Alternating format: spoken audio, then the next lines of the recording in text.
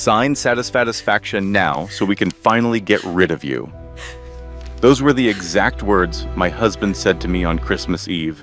I was 7 months pregnant, standing in my own living room, watching him slide divorce papers across the table, while his pregnant mistress sat on my couch, smiling.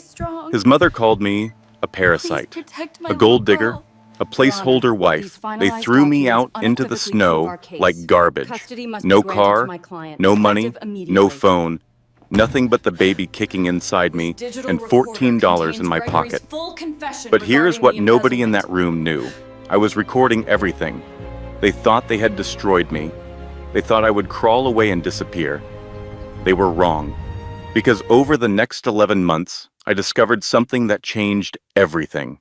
The fake affair texts they used against me, I traced the payments. The medical records they stole, I found out who leaked them. And the baby his mistress was carrying, it was not his. But the biggest twist, the person who orchestrated my entire destruction was not who I thought. Stay until the end, because what I am about to tell you could save your life. Value statement. This is not just entertainment. This is a survival guide disguised as a story. Every woman who has ever been betrayed, underestimated, or thrown away will find herself in this journey. And the lessons Rachel learns about documentation, about legal rights, about refusing to beg for love from people who see you as disposable, these are lessons that could change everything for you. Meaning of the story. This story carries one powerful truth. Your worth was never determined by who recognized it. Your worth was always there. You just have to stop letting people who do not deserve you convince you it is not. The greatest revenge is not making them suffer. The greatest revenge is building a life so full of purpose that they become nothing but a footnote in your story. You are enough. You have always been enough, and anyone who makes you feel otherwise has already disqualified themselves from your life. 11 months ago, my husband handed me divorce papers while his pregnant girlfriend sat on my couch. His mother called me a parasite. They thought they were throwing out garbage. They did not know I was recording. They did not know about the offshore account, and they definitely did not know that the baby Brittany was carrying was not David's. This is the story of how I went from begging my husband to stay to watching him beg me for mercy. But here's what I need you to understand. I am not rich. I am not connected. I am a billing specialist who makes $52,000 a year. Everything I did, you can do too. Stay with me until the end, because the person who destroyed my marriage was not who I thought. My name is Rachel Coleman, and this is how I learned that rock bottom is not a destination. It is a foundation. The snow fell thick and heavy over suburban Ohio on December 23rd, coating our modest two-story house in a layer of pristine white. I stood in the living room, 7 months pregnant, wrestling with a string of Christmas lights that had somehow tangled themselves into an impossible knot. My phone was tucked under my chin, my mother's voice crackling through the speaker from her retirement community in Florida. She asked if David was helping me decorate.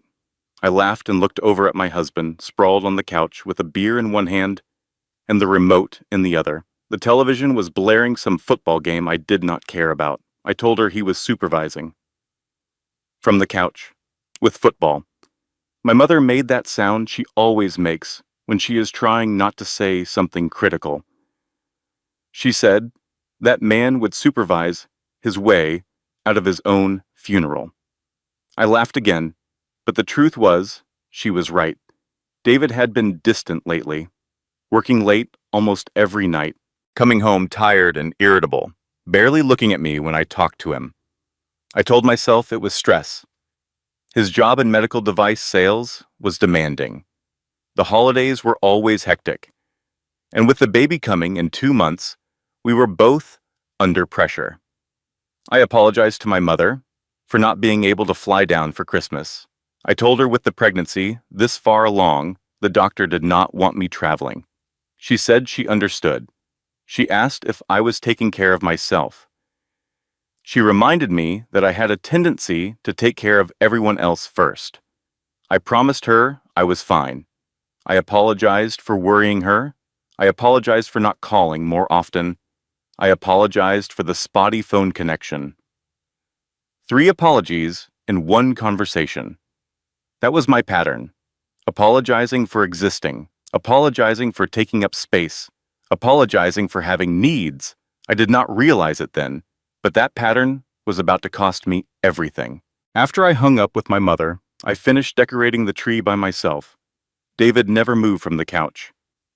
I made his favorite dinner, pot roast with mashed potatoes and gravy. He picked at it, checked his phone every 30 seconds, and said he was not hungry because he had eaten at the office. I ate alone at the kitchen table, listening to the television drone on in the other room, feeling the baby kick against my ribs. Something was wrong. I could feel it in my bones. But every time I tried to ask David about it, he made me feel like I was being paranoid, like I was being needy, like I was the problem. The next morning, Christmas Eve, his mother called. Linda Coleman had never liked me. Oh, she was never openly hostile. She was far too refined for that. But there was always a slight edge to her voice when she spoke to me, a tiny sigh of disappointment, a raised eyebrow at my clearance rack clothes, or my coupon clipping, or my practical, sensible approach to money. Linda asked if I needed help with tomorrow's dinner. She said she knew it was a lot for me in my condition. She emphasized that last word like pregnancy was some kind of shameful disease. I told her I had it handled. I thanked her anyway.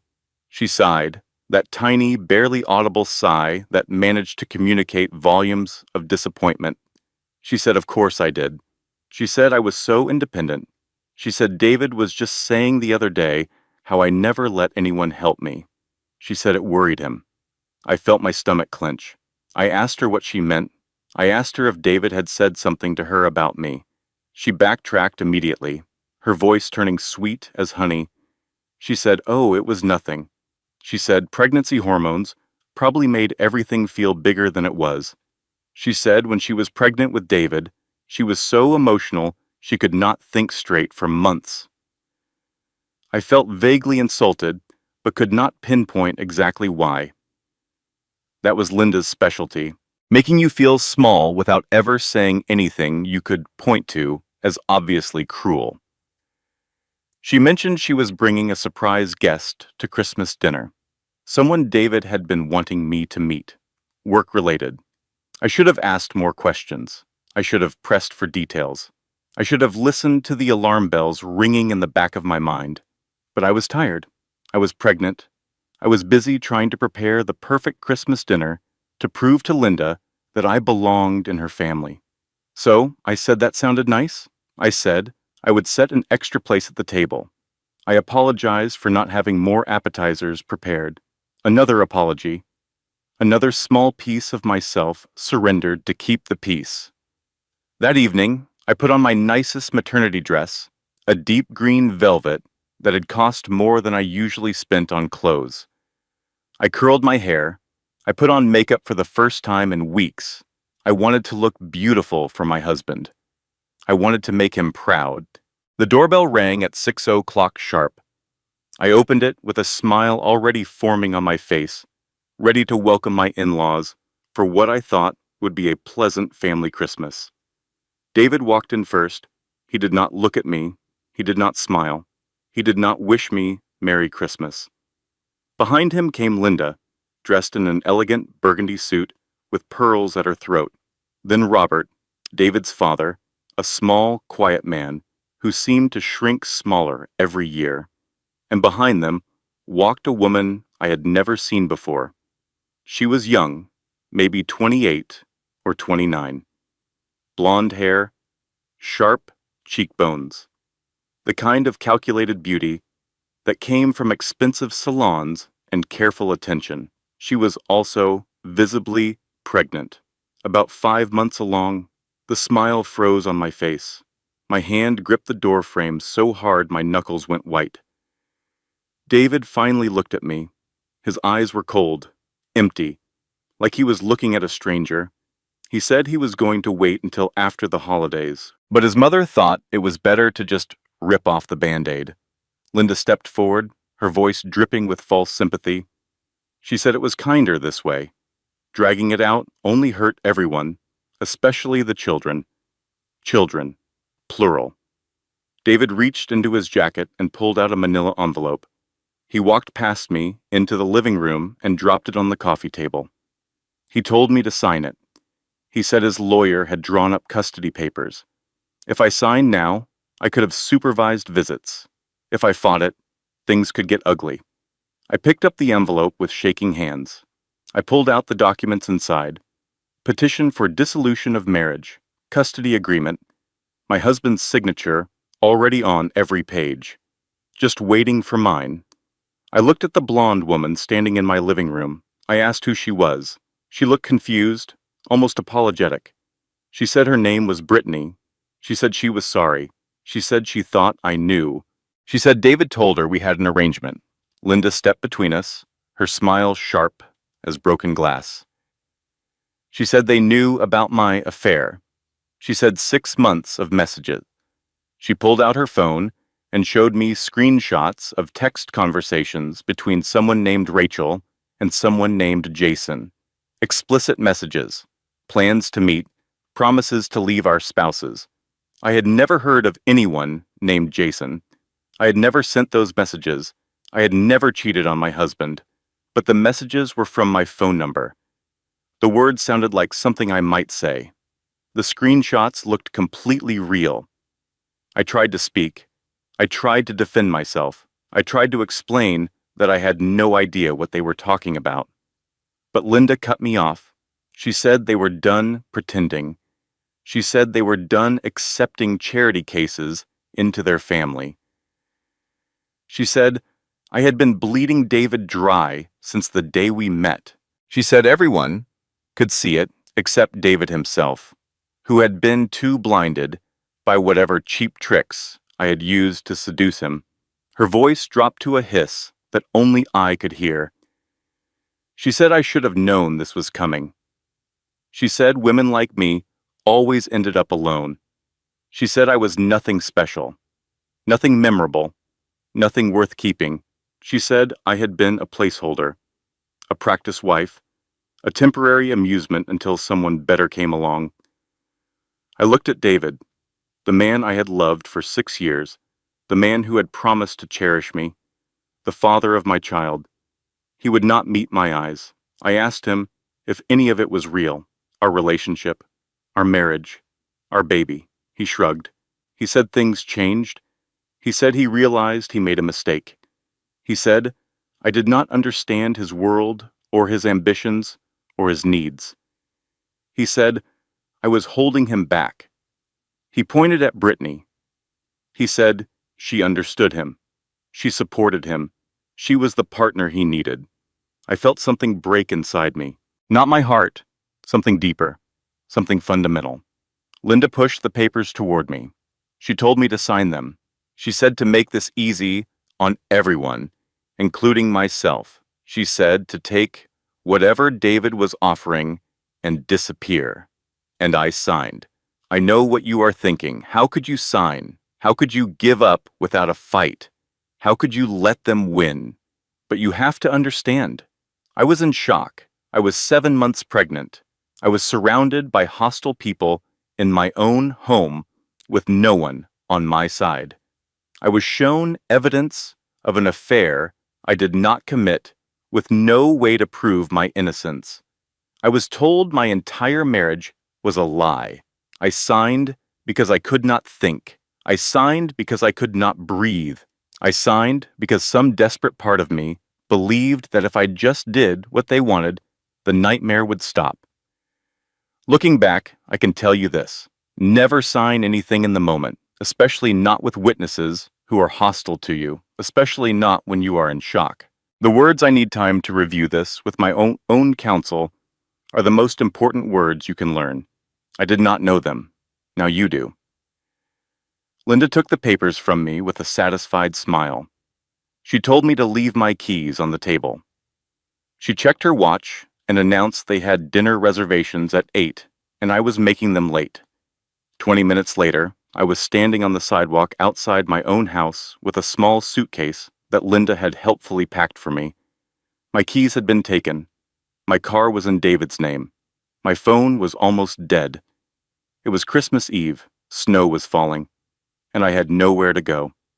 I walked for 2 hours through the empty streets of suburban Ohio, my thin coat offering no protection against the bitter December wind. The maternity dress that had made me feel so beautiful 3 hours ago now felt like a costume from a play I no longer understood. My phone died after the first hour. I had managed to leave one voicemail for Marcus, my coworker at the hospital, and one text to my mother that I was not sure actually sent before the screen went black. I found a gas station that was still open. I used the $14 in my wallet to buy a cheap phone charger and a cup of bitter coffee. I sat in my car in the parking lot, except I did not have a car anymore. I sat on a bench outside the gas station in the snow on Christmas Eve, and I watched my phone slowly come back to life. No calls, no texts, no one looking for me. I tried the women's shelter. The recording said they were at capacity due to holiday overflow. I tried 2 motels. Both wanted deposits I could not afford. I tried calling my mother again, still no answer. She went to bed early these days. Around 11 at night, I found a 24-hour laundromat on a side street downtown. The warmth hit me like an embrace when I walked through the door. The air smelled like fabric softener and old coins. The fluorescent lights hummed overhead. I sat down in a plastic chair and I cried. I cried for my marriage. I cried for my baby. I cried for the woman I thought I was and the future I thought I had. I cried until I had nothing left, until I was just an empty shell sitting in a laundromat on Christmas Eve. And then my baby kicked. A small flutter of movement, like butterfly wings against my ribs. My daughter, reminding me she was still there, still counting on me, still needing me to be strong. I put my hand on my belly, and I made myself stop crying. I was going to be her example. Was I going to show her that women lay down and accept whatever men decide? Or was I going to show her how to fight? I did not know how to fight yet, but I was about to learn. I fell asleep in that laundromat, curled up on a bench with my coat as a pillow. I woke up on Christmas morning to find a blanket draped over me and a cup of tea sitting on the chair beside me. An older woman with gray hair and kind eyes was folding laundry nearby. She introduced herself as Mrs. Patterson. She said she owned the place. She said she had come in early to check on things and found me sleeping. She did not ask questions. She did not demand explanations. She just handed me a muffin from her purse and told me to eat something for the baby. That small kindness broke through my numbness. In the middle of the worst night of my life, a stranger had shown me more compassion than my own husband. Around noon, my phone finally rang. It was Marcus. His voice exploded through the speaker like a force of nature. He demanded to know where I was. He said he had gotten my message. He said he had been calling all morning. He demanded to know what happened. I told him everything. By the end, I was crying again. Marcus did not let me cry for long. He said, "Girl, where are you?" He said, "Do not move." He said he was coming. 45 minutes later, his beat-up Honda pulled into the laundromat parking lot. Marcus Thompson climbed out wearing a Christmas sweater with a cat on it, looking like an avenging angel in holiday attire. He took one look at me and said, "Oh, hell no." He said we were going to his place. He said I was going to eat his mama's leftover ham. He said then I was going to tell him everything so he could figure out how not to catch a case today. Marcus's apartment was small but warm. His mother Gloria was waiting for us, a tiny woman in her 80s with eyes that missed nothing. She had already set a place for me at the table. She watched me eat for a full 5 minutes before she spoke. She said, "So your man brought his side piece to Christmas dinner and made you sign papers." She shook her head slowly. She said in her day they would have handled that differently. She asked if I had a cast iron skillet. Marcus groaned. He said, "Mama, we are not assaulting anyone." Gloria held up her hands innocently. She said she did not say assault. She said conversation, with a skillet nearby. I almost laughed. It felt strange, laughing after the worst night of my life. But something about Gloria's fierce maternal energy made me feel for the first time like maybe I was not completely alone.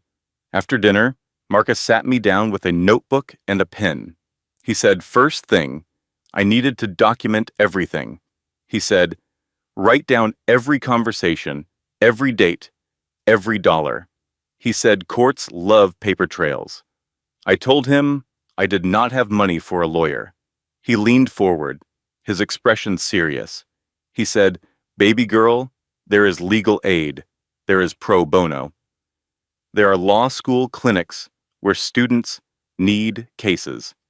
He said being broke does not mean being helpless. It means being creative.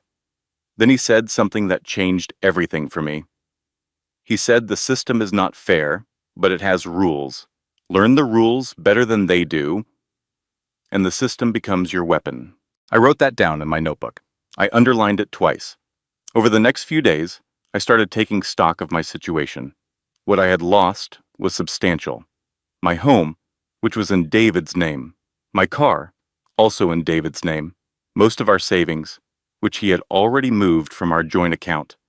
And apparently my reputation, thanks to those fake text messages.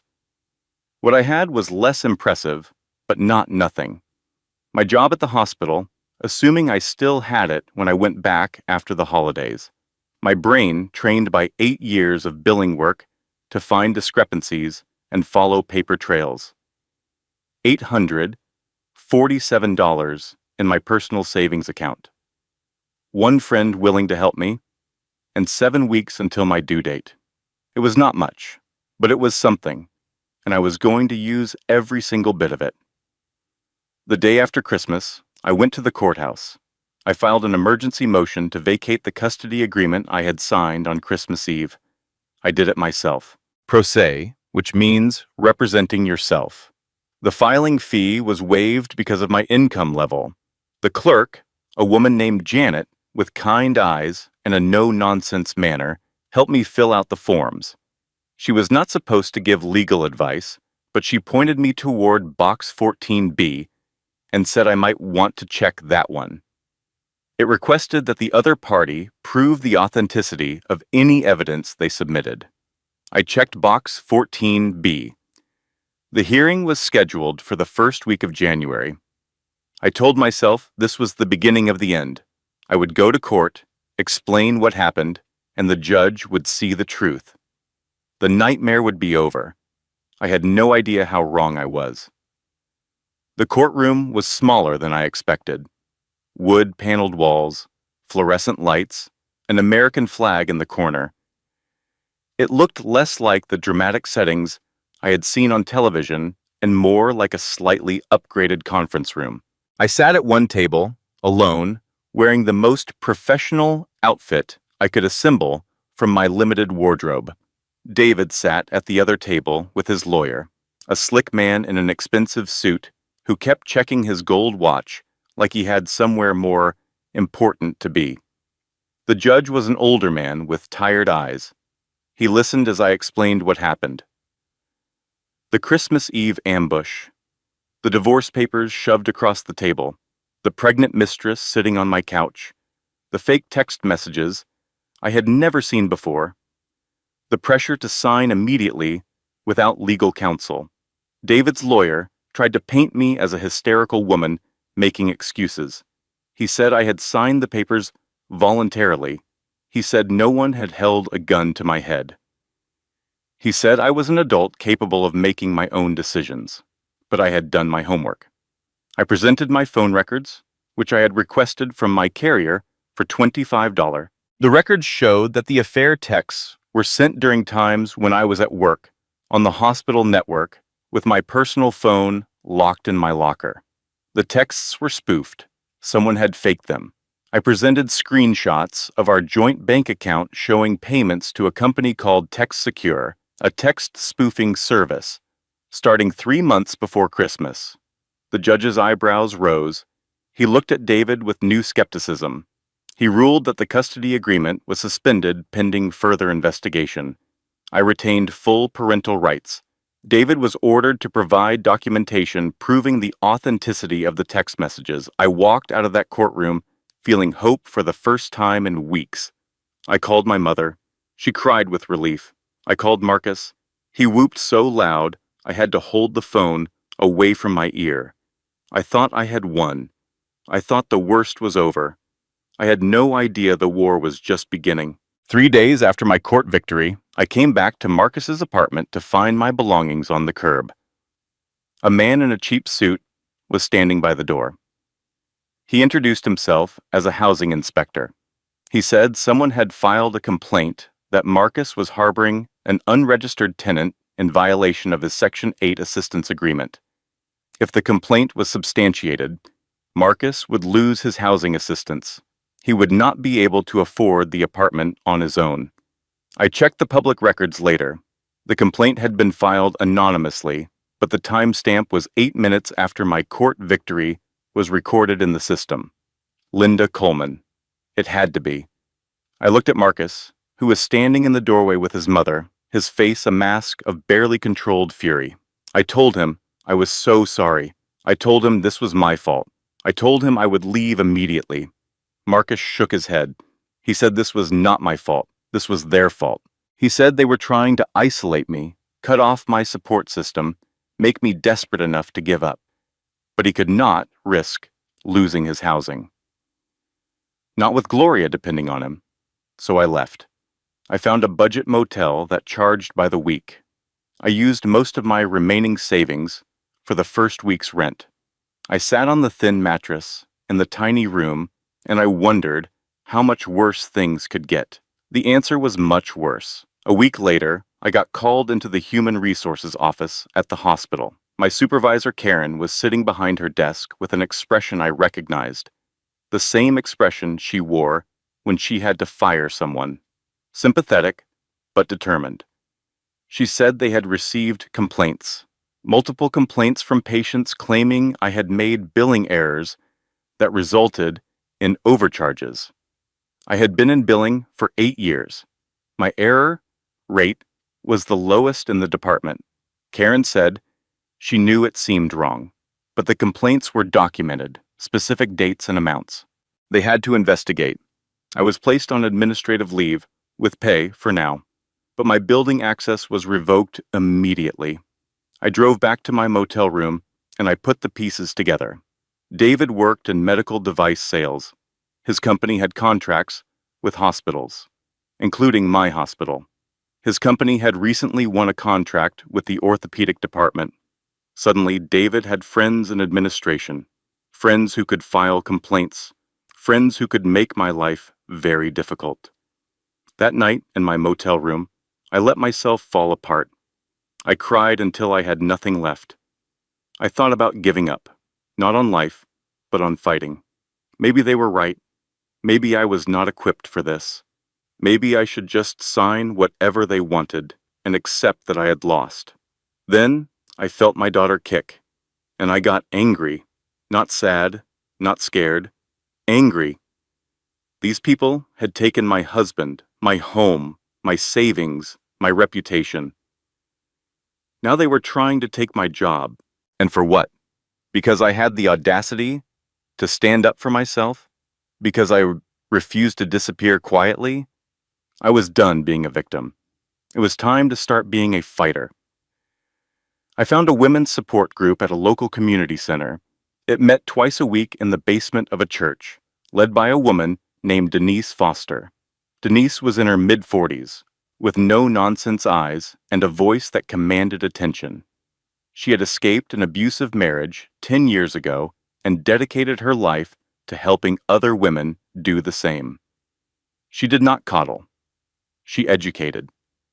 At my first meeting, she asked how many women in the room had their own copies of important documents, birth certificates, social security cards, marriage licenses, tax returns from the last 5 years.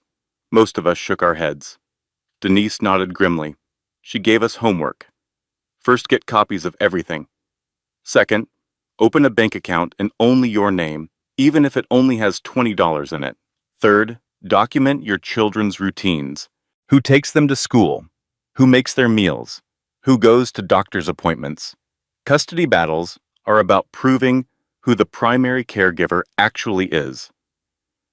I took notes furiously. Another woman in the group spoke up. Her name was Sandra, a quiet woman in her 50s with sad eyes. She said she had believed for 22 years that she could not survive without him, that she was nothing. When he finally left her for someone younger, she was terrified. But then she realized something. She said she was already doing everything: cooking, cleaning, working, managing the household. She was already surviving. She just did not know it yet. Something shifted inside me when I heard those words. I had spent so much time feeling helpless, feeling like I needed David's approval, David's support, David's permission to exist. But the truth was, I had been carrying our household for years. I had been the one paying bills, tracking expenses, maintaining our life, while David worked late and checked his phone and pretended to be overwhelmed by his important career. I was already surviving. I just needed to realize it. I stopped thinking like a victim. I started thinking like an investigator. My job had trained me for this without my realizing it. 8 years in hospital billing meant 8 years of tracking down discrepancies, following paper trails, catching fraudulent charges. The same skills that made me good at my job could help me fight for my life. I started building files. File 1 was about the text messages. I had already proved they were sent when I could not have sent them. Now I dug deeper. The payments to Text Secure had started 3 months before Christmas. David had been planning this ambush for months. File 2 was about the finances. David had never changed the password on our online banking. Arrogance or oversight, it worked in my favor. I logged in and screenshotted everything before he could lock me out. What I found made my blood run cold. Payments to a private investigator starting 8 months before Christmas. Payments to a divorce lawyer starting 6 months before Christmas. Regular transfers to an account I did not recognize. David had been preparing to destroy me for almost a year. Our whole pregnancy, every time he touched my belly and smiled about our future, he had been planning to throw me away. File 3 was about Brittany. I started researching her background, looking for connections, trying to understand how she fit into the picture. And I found something interesting. Brittany's sister worked at my hospital, in administration, the same department that had received the billing complaints against me. The pieces started coming together. I brought my evidence to legal aid. A young attorney named James Whitfield agreed to take my case. He was in his late 20s, idealistic and eager, the kind of lawyer who still believed in justice. He reviewed my documentation with growing amazement. He said it was incredible.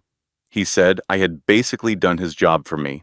He said the spoofed texts alone were grounds for sanctions against David's attorney. We filed motions. We prepared for a hearing. We built a case that would prove fraud, coercion, and harassment. Judge Patricia Hartwell presided over our hearing. She was in her mid-50s, sharp and no-nonsense, with a reputation for seeing through manipulation. James presented our evidence methodically. The spoofed text messages, David's payments to the spoofing service, the timeline proving I could not have sent those texts, the pattern of harassment including the housing complaint against Marcus and the job complaints against me. Judge Hartwell's expression grew increasingly severe as she listened. She threw out all evidence related to the fake affair. She issued sanctions against David's lawyer for submitting fraudulent evidence. She granted me temporary full custody of our unborn child. She ordered David to pay my legal fees. I hugged James in the hallway afterward. I called my mother. I called Marcus. I felt like I could finally breathe again. I thought I had won. I thought the nightmare was finally over. 3 days later, James called me with news that destroyed everything. His voice was strained. He said David had filed something new. He said I needed to come in immediately. At the legal aid office, James looked physically ill. He said they were claiming I was mentally unstable. He said they had documentation. He said they had my medical records. I went cold. My medical records were supposed to be private, HIPAA protected. No one should have been able to access them without my consent. James showed me what David's lawyer had submitted. 5 years ago, after my father died, I had struggled with depression. I saw a therapist for 6 months. I took antidepressants for a year. I got better. But in David's filing, those 6 months of grief became evidence of chronic mental illness. A doctor at my hospital, the same one connected to David's contract, had submitted a statement claiming I exhibited erratic behavior and paranoid ideation. I was not just fighting for my marriage anymore. I was fighting for my right to be seen as sane. And that night, my body betrayed me. The stress was too much. 7.5 months pregnant, exhausted, terrified, alone in a motel room with no one to help me, I went into premature labor. The ambulance ride was a blur of sirens and bright lights. The paramedics asked questions I could barely process. How far along was I? When did the contractions start? Did I have anyone they should call? I gave them Marcus's number. I prayed he would answer. At the hospital, they rushed me into labor and delivery. Doctors and nurses moved around me in choreographed urgency. Someone was explaining what was happening, but the words did not make sense through the fog of fear and pain. And then Linda Coleman walked into my room. She was wearing a tasteful gray suit. Her hair was perfect. Her makeup was immaculate. She looked like she was arriving for a business meeting, not visiting her son's estranged wife in premature labor. She sat down beside my bed and patted my hand. Her voice was that same honey-sweet poison I remembered from Christmas Eve. She said, "Poor dear." She said I had been through so much. She said all this stress must be terrible for the baby. I told her to get out. She smiled serenely. She said she was just there to help. She said she had always only wanted to help me. But I made it so difficult. All this fighting, all this stress. A judge might wonder if I was really prioritizing my child's well-being. I understood what she was doing. She was documenting this visit. She would use my hostile response as evidence of my instability. She leaned closer. She told me to sign the papers. She said David would be a wonderful father. She said I could visit whenever I liked. Supervised, of course, given my history. My monitor started beeping. My blood pressure was spiking. A nurse rushed in and asked Linda to leave. Linda stood smoothly, adjusting her purse on her shoulder. She said she would let me rest. She said I should think about what was best for my daughter. Then she walked out, leaving me alone and terrified and more determined than ever to destroy her. My daughter was born at 2 a.m. on a Tuesday in February. She came 6 weeks early, weighing just 4 pounds and 8 ounces. They took her to the neonatal intensive care unit before I could hold her. I named her Hope. It was the only name that made sense. For 2 days, I could only watch her through the glass of her incubator. She was so tiny, so fragile, surrounded by tubes and wires and machines that beeped and hummed. But she was breathing. She was fighting. She was alive. On the 3rd day, they finally let me hold her. She was so light in my arms, so impossibly small. Her fingers curled around my pinky, and she looked up at me with dark eyes that seemed to see right through to my soul. I whispered promises to her. I promised to protect her. I promised to fight for her. I promised that no one would ever take her away from me. I had no idea how soon those promises would be tested. While I was still in the hospital, recovering from childbirth, David's lawyer filed for emergency custody. The filing cited my medical emergency as evidence that I could not care for a child. It cited my history of mental health treatment. It cited the ongoing investigation into my job performance. It painted a picture of a woman spiraling out of control, a danger to herself and others. The hearing was scheduled for the following week. I would have to defend my right to keep my daughter while still recovering from giving birth, and then the third disaster hit. My mother had a stroke. She was in the hospital in Florida, alive but incapacitated. She could not speak. She could not move her right side. She might never fully recover. I wanted to go to her. I wanted to hold her hand and tell her everything would be okay. But I could not leave the state while custody proceedings were pending. If I left, I would forfeit my rights. I sat in the NICU watching my daughter through the glass, knowing my mother was alone in a hospital 1,000 miles away, and I had never felt so helpless in my life. This was rock bottom. True rock bottom. Deeper than Christmas Eve. Deeper than the laundromat. Deeper than the motel room where I had cried myself to sleep. I had nothing left. No energy, no hope, no fight. And then a nurse changed everything. Her name was Patrice Williams. She was in her 40s, with kind eyes and a no-nonsense manner. She had been checking on Hope regularly, adjusting monitors and changing dressings with practiced efficiency. One night, when I was sitting alone by the incubator, she pulled up a chair beside me. She asked if I was the one fighting the Coleman boy. I tensed. Even nurses were talking about my case, but Patrice's voice was sympathetic, not judgmental. She said her sister dated him 10 years ago, before me. I looked up sharply. Patrice nodded. She said he did the same thing to her sister, got her pregnant, then decided he wanted out, told everyone she was crazy. His mama made her life hell. She said her sister signed away custody just to make it stop. I asked what happened to her. Patrice's expression was sad. She said her sister sees her son every other weekend now.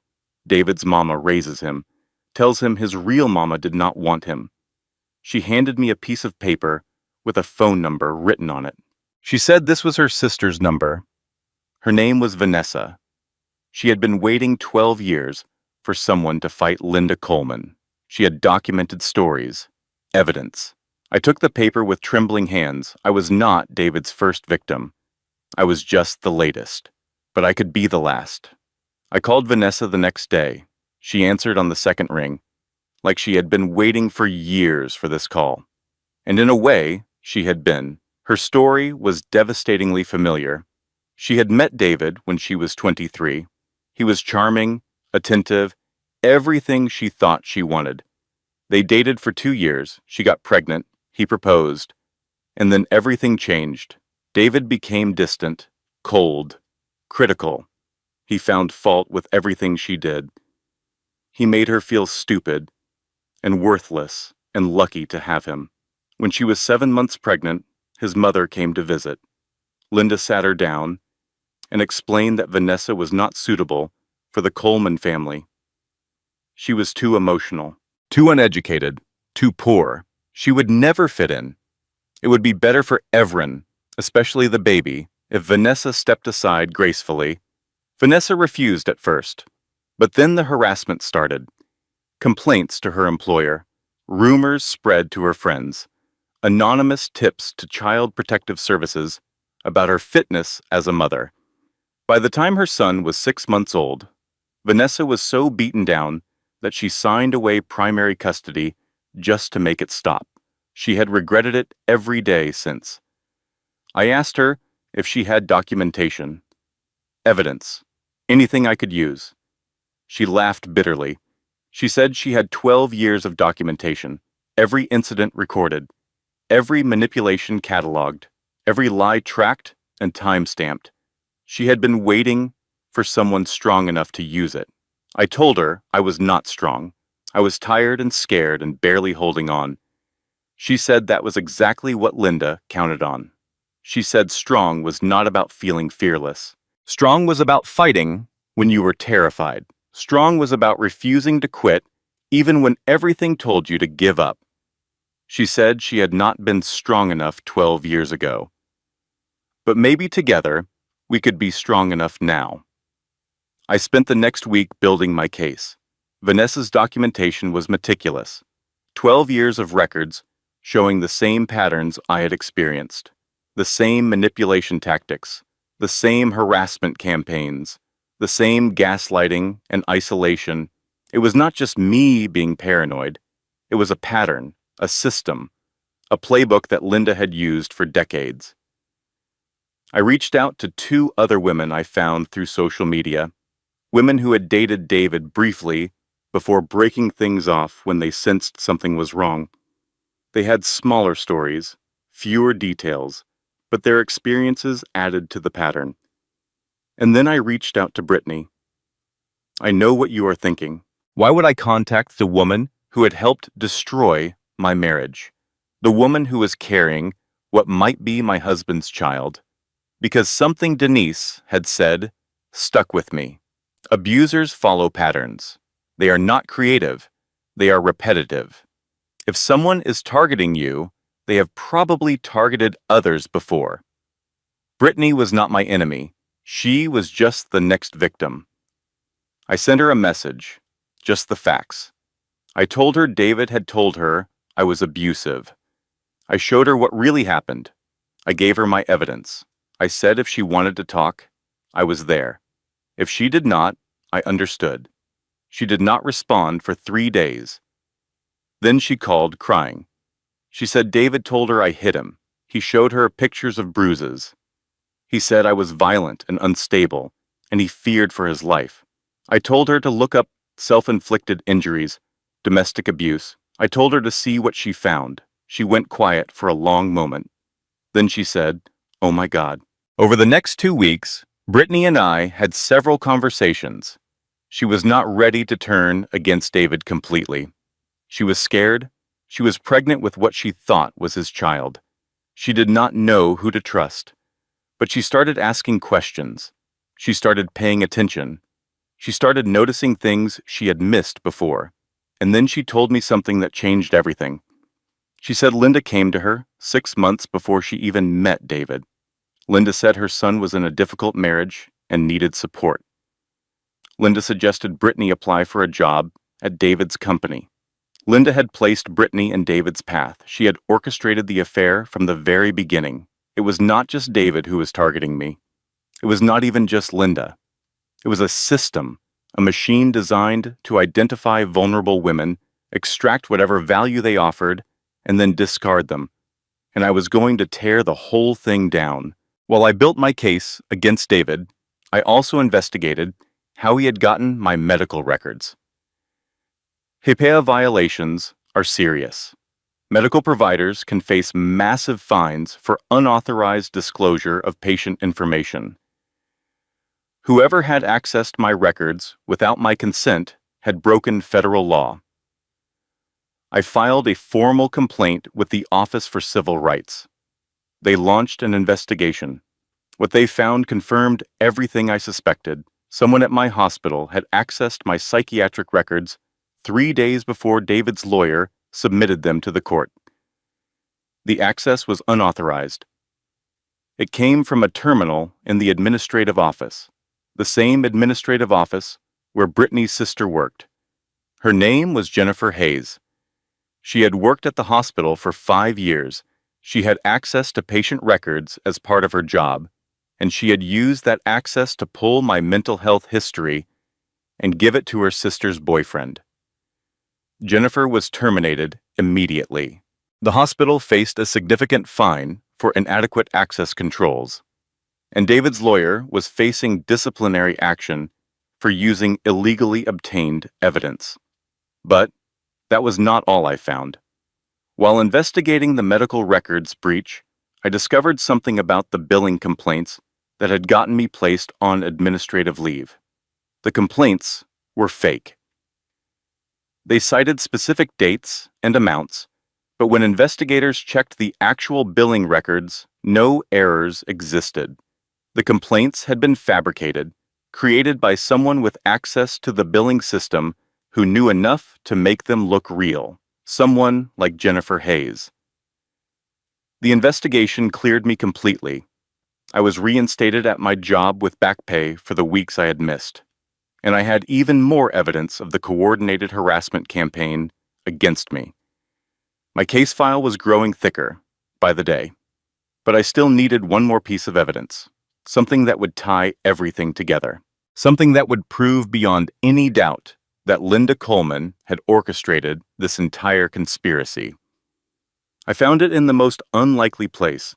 David had never changed the password on our streaming account. I logged in one night, not really sure what I was looking for, just checking to see if there was anything useful, and I found a shared folder. David had been using the streaming service's cloud storage feature to share documents with his mother, planning documents, strategy memos, timelines for the divorce, scripts for what to say to me and when to say it. Everything laid out in black and white. There was a document titled Rachel Exit Strategy, dated from 10 months before Christmas. It outlined the plan to catch me in a fake affair, present evidence at Christmas dinner, force me to sign papers while in shock, and take custody of the baby. There was a document titled Brittany Placement, dated from 8 months before Christmas. It outlined how to introduce Brittany to David's workplace, how to facilitate their relationship, and how to use her pregnancy as additional leverage against me. There was even a document titled Vanessa Reference that noted the successful tactics used against David's previous girlfriend and recommended repeating them with modifications for my specific vulnerabilities. Linda Coleman had put her conspiracy in writing, and I had access to all of it. I screenshotted everything. I saved it to multiple locations. I printed hard copies and stored them in 3 different places. Then I started planning my counterattack. I requested a mediation session. My lawyer, James, was confused. We were winning on every front. The custody agreement had been voided. The fake evidence had been thrown out. David was facing sanctions and possible criminal charges for the HIPAA violation. Why would I want to mediate? I told him I wanted to see their faces when they realized they had lost. I wanted to look Linda in the eyes and show her that I knew everything. I wanted to give David one chance to walk away before I destroyed him completely. James was skeptical, but he agreed to set up the meeting. The mediation took place in a conference room at the courthouse. Present were me, James, David, David's lawyer, Linda, and a court-appointed mediator named Margaret Sullivan. David looked terrible. He had lost weight. His expensive suit hung loosely on his frame. His eyes were bloodshot and shadowed. Linda looked exactly the same as always, perfectly composed, perfectly confident, certain that whatever was about to happen, she would find a way to spin it to her advantage. She had no idea what was coming. The mediator asked me what resolution I was seeking. I said I wanted to share some information that might help us reach an understanding. I opened my folder. I presented the evidence one piece at a time. The spoofed text messages with payment records showing David had paid for the service. The HIPAA violation investigation showing Jennifer Hayes had illegally accessed my medical records at David's request. The fake billing complaints traced back to the same administrative terminal. Statements from Vanessa Williams and 2 other women, documenting the same patterns of manipulation over more than a decade. Financial records showing David had been paying Linda $2,000 a month for years while claiming to be struggling financially. And finally, the documents from the streaming account, the exit strategy, the placement plan. The reference to previous successful campaigns against other women. Everything laid out in meticulous detail. The room went silent. David's face had gone white. His hands were shaking. His lawyer looked like he wanted to disappear into the floor. Linda's composure finally cracked. Her voice was sharp, desperate. She said these records were obtained illegally. She said I could not use them. She said this was entrapment and harassment and I would be facing charges of my own. I smiled. I said the phone records were available to the account holder. The bank statements were from our joint account. The HIPAA investigation was public record, and the streaming account was in David's name with a password I was authorized to use. Everything was obtained legally. Everything was documented. Everything was admissible. I turned to David. I told him I was going to give him a choice, the same choice he gave me on Christmas Eve. I slid a document across the table. I said, sign this. Joint custody, no child support, either direction. We each walk away and start over. David looked at the paper like it was a live grenade. He asked why he would sign that. He said he was going to win. I shook my head. I said no, he was not. Because if he did not sign this, I was sending everything to 3 places. The district attorney, Social Security's fraud division, because Linda had been collecting disability for a back injury that did not prevent her from lifting 30-pound boxes of Christmas decorations, and every news outlet that covered family court corruption stories. I turned to Linda. I told her I found something fascinating about her. She had planned this for years. She placed Brittany in David's path. She coached him on how to manipulate me. She orchestrated the Christmas ambush. She committed federal fraud to maintain her lifestyle. But she made one mistake. Linda's voice was barely controlled. She asked what mistake. I said she taught me how thorough you have to be. I learned from watching her. I just did it better. The room was silent for a long moment. Then David picked up the pen and signed. The weeks after the mediation were strange. I had won, completely definitively won. But victory did not feel the way I expected. I thought I would feel triumphant, vindicated, powerful. Instead, I felt tired, bone-deep exhausted from months of fighting, empty from the sustained terror and rage that had been fueling me. And beneath the tiredness, something else, a small, quiet grief for the life I thought I had, for the husband I thought I loved, for the future I thought we would share. David moved out of our house within a week of the mediation. I chose not to move back in. Too many bad memories in those walls. Instead, I found a small apartment on the other side of the town, close to Marcus's place and close to my work. It was modest, 2 bedrooms, one for me and one for Hope. A small kitchen where I taught myself to cook for one. A living room with a second-hand couch and a view of a parking lot. It was mine. That was what mattered. Hope came home from the NICU 3 weeks after the mediation. She was still small, still fragile, but she was growing stronger every day. The doctors said she would be fine. No lasting effects from her early arrival. I held her every chance I got.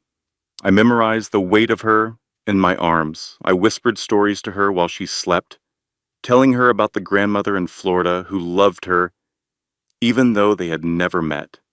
About the great-grandmother, Gloria, who had fed us ham on Christmas Day. About the mother who would never, ever let anyone take her away. David had visitation rights per our agreement, every other weekend. He showed up about half the time. When he did show up, he was awkward and uncertain, like he did not know how to hold his own daughter. Hope cried when he took her. I pretended not to notice. Linda was under investigation for disability fraud. Her carefully constructed reputation in the community was crumbling. The church friends who used to cluster around her at social events now pretended not to see her. The neighbors who had accepted her cookies and praised her generosity now whispered behind her back. She had spent decades building an image of herself as a devoted mother, a generous neighbor, a pillar of the community. I had torn that image down in one afternoon.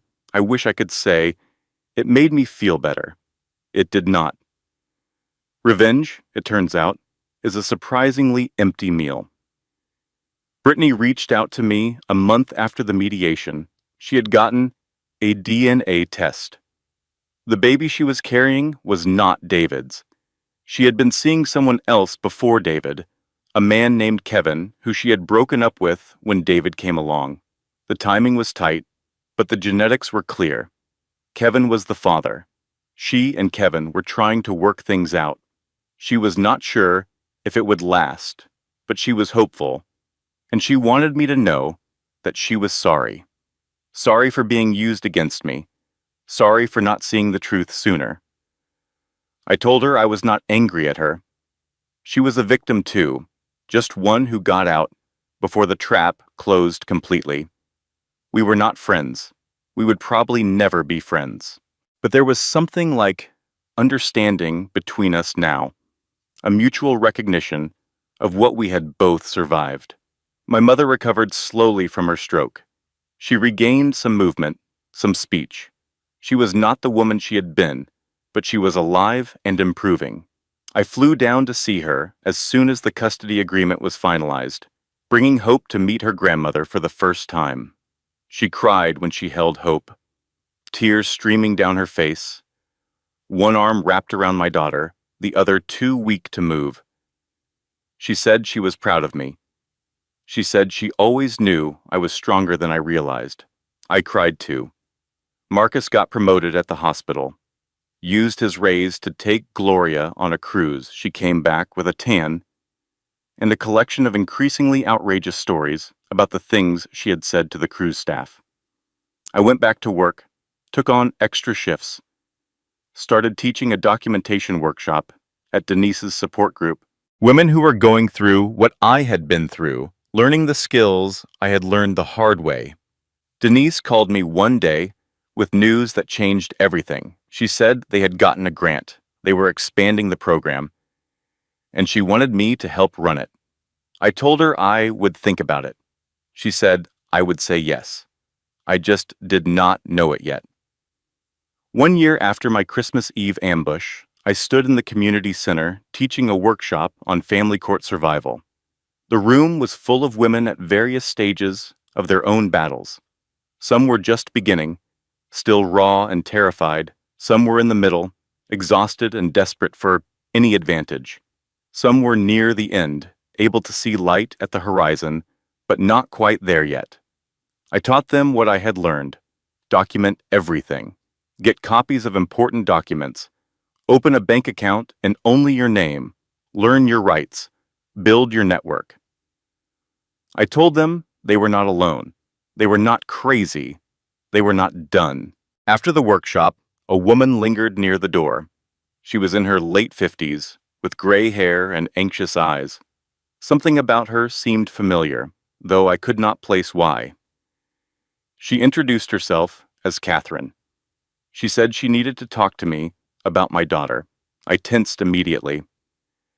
After everything I had been through, a stranger approaching me about Hope triggered every defensive instinct I had. But Catherine held up her hands peacefully. She said she was not there to cause trouble. She was there because she was David's real mother. I stared at her. She explained. Linda was David's stepmother, not his biological mother. Catherine and David's father had divorced when David was 3 years old. Linda had waged a custody campaign against Catherine using the exact same tactics I had experienced.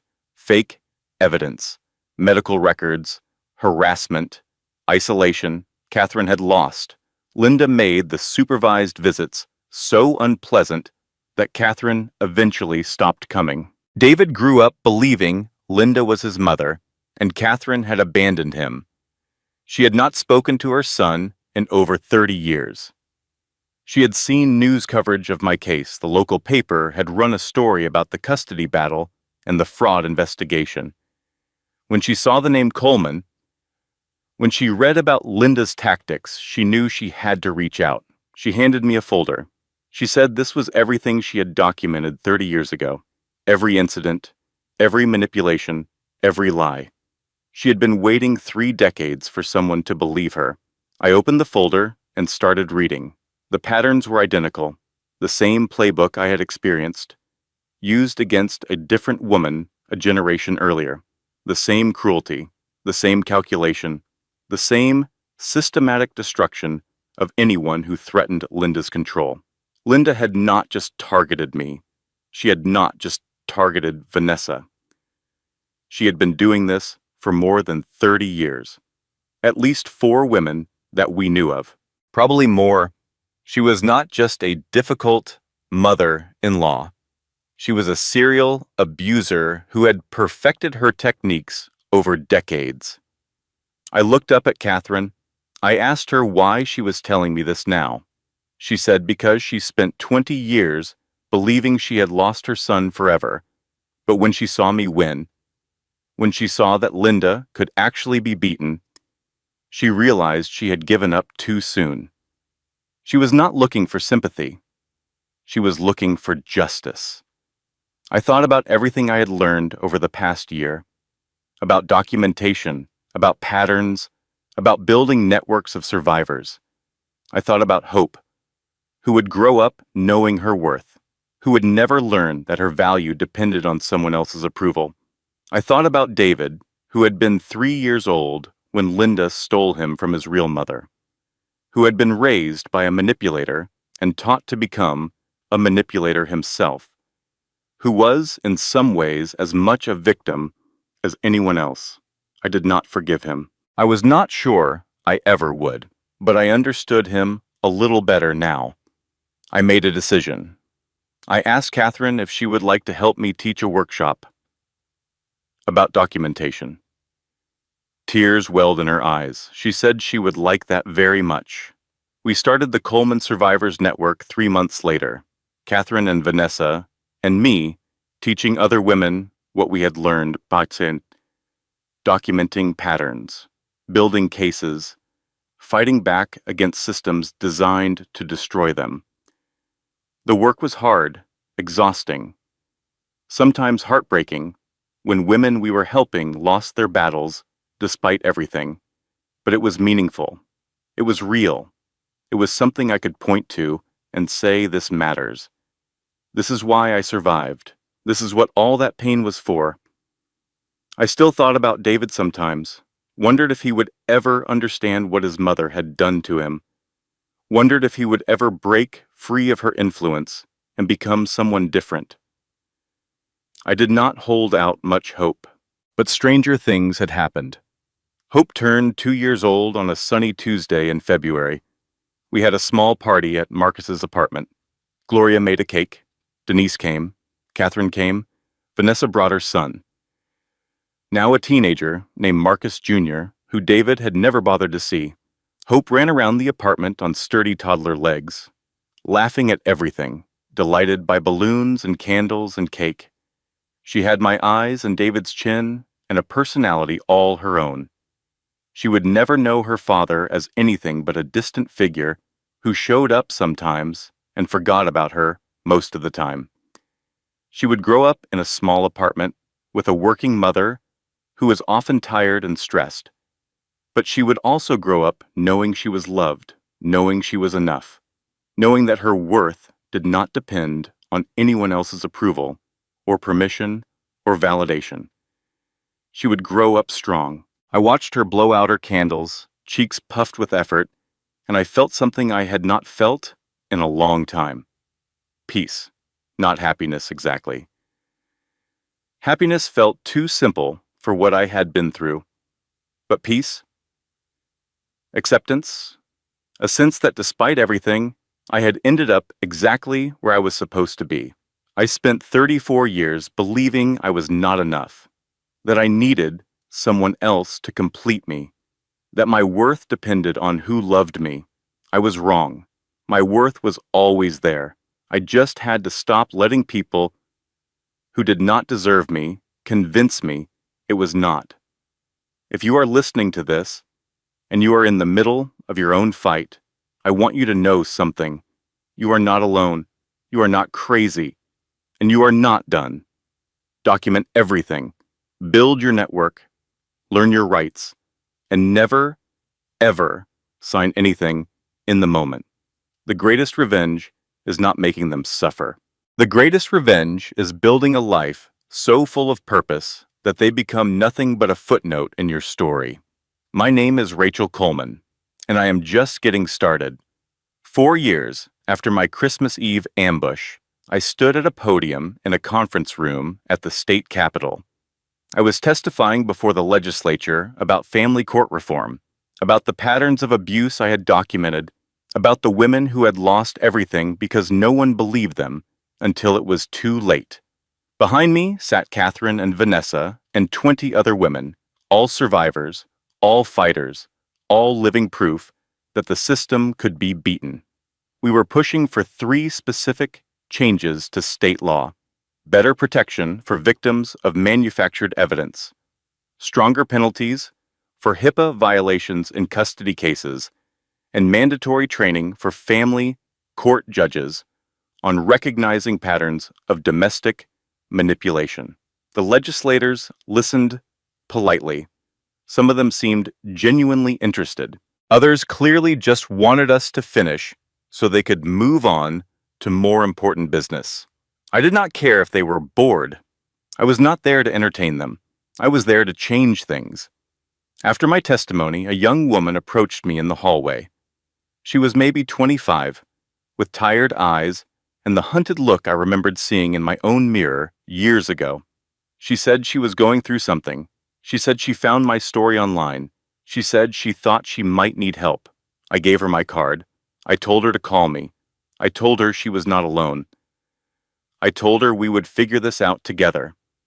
She thanked me with tears in her eyes and walked away. I watched her go and thought about the woman I had been 4 years ago, crying on a bench in a laundromat on Christmas Eve, believing I had lost everything, wondering if I would survive. I survived. I did more than survive. I built something that would last long after I was gone. Not because I was special. Not because I was rich or connected or brilliant. Because I refused to quit. That is the only superpower that matters. The refusal to stay down. You have it too. You just might not know it yet. But you will. Trust me. You will. If this story touched your heart, I have one small favor to ask. Hit that subscribe button and turn on notifications. It tells me you want more stories like this. Stories about strength. Stories about survival. Stories about women who refuse to break. Drop a comment below and share your thoughts. Have you ever had to walk away from someone who did not deserve you? Have you ever been underestimated and proved them wrong? Your story matters too, and I read every single comment. If you know someone who needs to hear this message today, someone who is struggling, someone who feels trapped, someone who has forgotten their own worth, please share this video with them. You might be the reason they find the courage to fight back. And if this story helped you feel less alone, hit that like button. It costs nothing, but means everything to this channel. Thank you for staying with me. Thank you for being part of this community. Until next time, take care of yourself. Document everything. And remember, you deserve relationships that honor your full humanity, not just the parts that serve someone else's agenda. I will see you in the next one. Closing disclaimer: this content was carefully researched, developed, and manually edited by our team to deliver meaningful stories with real-life lessons.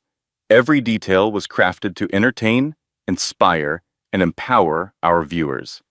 We believe stories have the power to heal, to teach, and to remind us all that no matter how dark things get, there is always a way forward. Thank you for trusting us with your time.